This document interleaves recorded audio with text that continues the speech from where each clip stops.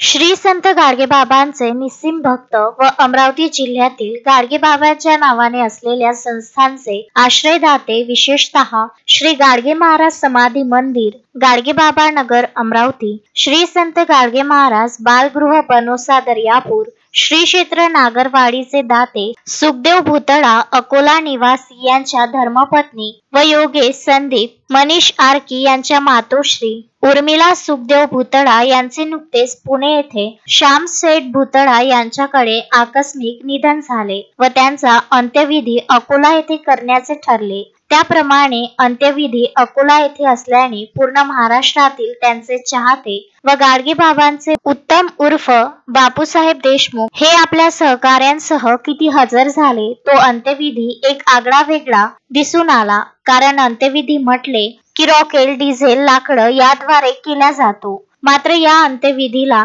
ना लाकडे, ना डिझेल, ना पेट्रोलचा वापर न करता गोवऱ्या, तूप, कापूर, थोडं नावाला चंदन, हळद गौऱ्यांवर टाकलेली होती। याद्वारे उर्मिला देवी यांना अग्नी देण्यात आला। स्मशानभूमी सुद्धा रंगीबिरंगी फुलांनी, रांगोळ्यांनी सजलेली होती। शेणाचा सडा परिसरात टाकण्यात आला होता।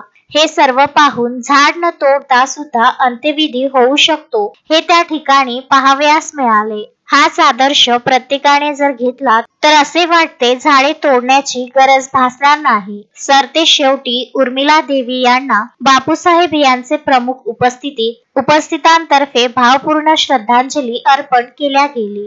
गजानन देशमुख, विदर्भ न्यूज, दर्यापूर।